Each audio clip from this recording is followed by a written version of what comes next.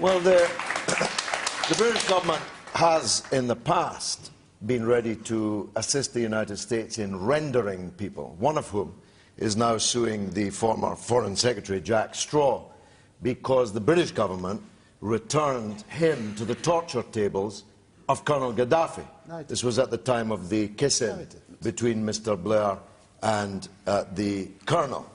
And I'm sure that Colonel Gaddafi gave the kind of assurances that David Aaronovitch, rather touchingly, is ready to accept from the Jordanians. In fact, every Arab government engages in torture, and every trial in an Arab court in any country is contaminated by this looming spectre of torture. That's why the European Court wants to be very clear that the assurances that David is ready to accept are worth the paper that they're written on. Now, I ran into, in a motorway service station just the other night, some of the acolytes of this Abu Qatada, Anjem Chowdhury and his crowd. And their low malevolence is indeed a shadow over the country. But the presence of these people here is not a reason for us to act like a rogue state. Because if we act like a rogue state, well, for a start, we'll have to stop lecturing other people as rogue states. We have to follow the rule of law. Now, it's clear from Yvette Cooper's sterling performance in the House of Commons today that not only is the Home Office not fit for purpose, but Theresa May is not fit for the job of Home Secretary, and she should be sacked or resign. Do you want to... You served with Jack Straw. Do you want to reply to the point that George Galloway made about Jack Straw? Well, I mean, I don't know the details of this. Neither does he. He's forgotten. Well, no, but I do. Hang on. I think Tony Blair's forgotten too. But George, I do, and you're wrong.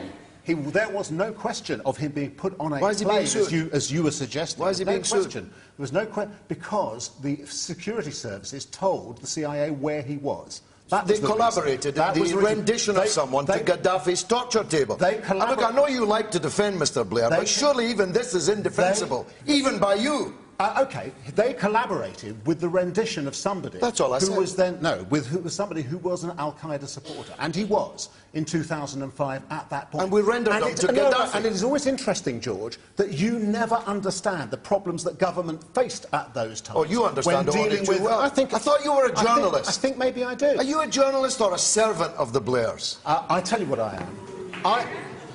I am a critic of everybody who deserves to be criticised. One of the things that I thought was really interesting about you earlier was you talked about the Arab governments and the Jordanian government when you have just got down from the business of licking the backside of Bashar al-Assad. No.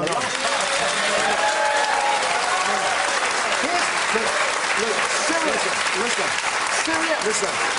Syria is lucky. I'll give you a chance, George. Hold on. Let him finish the point, and then George. Well, Syria is quite a long to have Bashar al-Assad as her president. You said that, didn't you? Let me tell the audience something they possibly don't know. When I first met Aaronovitch, he was a communist, a Marxist-Leninist, licking the backside of Lenin and Stalin. He then worked for Tony Blair, and now he works for Rupert Murdoch. So I'm not sure that company and the company people keep is your strong suit. Have I ever gone up to a dictator and said, you are a wonderful man? Have I ever saluted the indefatigability of a mass murderer? The Soviet Union. The Soviet Union. Right. Were you a communist? Were you a leading communist? I was a communist, but you were still to the left of me, George. No, I've never been to the left. All right. We'll go on.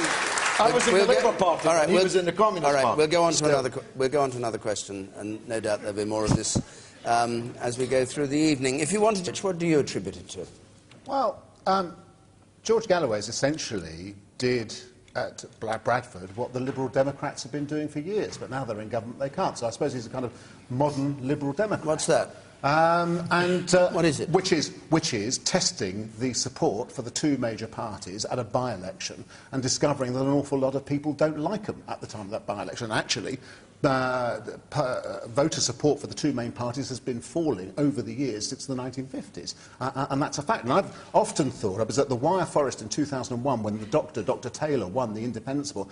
I felt at that election that quite often, if a halfway credible candidate could come along in one of these seats, then often they would pick up the votes. And then there are the particular ways in which George Galloway appealed to the voters of Bradford, which was an additional element in that Which were what? Well, George knows what it is. I mean, when you've got a campaign leaflet that goes out saying God knows who is a Muslim and he knows who is not, instinctively so do you, signed George Galloway, and you think to yourself, how does George know that God knows who is a Muslim? Did God appear to you, George, in tablets of stone? Was it written in fiery words on a stone wall, or was it the burning bush this time? Well, no, Stalin was your God. God is my God. There's only one God, I believe. You don't. We'll both soon find out. The Bradford Bulls have won 4 games in a row since I was elected, and they even beat the Leeds Rhinos, and I was there.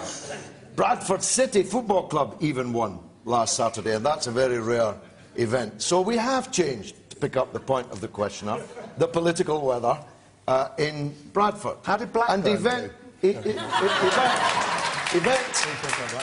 we're coming to Blackburn next, don't worry about that. Well, as long as you know you're there.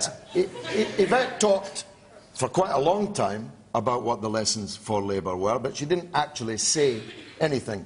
Let me shortcut this for her.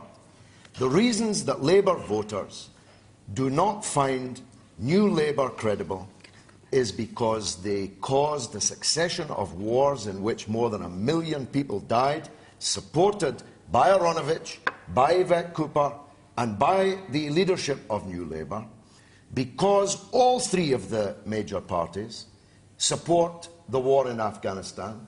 All 3 of the major parties support austerity, as they describe it, which means poor people paying the price for the crimes and the mistakes of rich people and powerful people in running the economy and the government. Most Labour voters say no to all those propositions. And until Labour becomes Labour again, until they can find the vocabulary and express the values that made Labour great, which changed this country, that's why I was in it for 36 years when Aaronovitch was a communist. I was in it for 36 years because I believed in Labour. And I want to persuade people to be able to believe in Labour again. All right. There'll have to be Labour for that to happen. The only invasion that I am decrying is the invasion of George Galloway into a city he knows nothing about, that's got enough problems without him in it.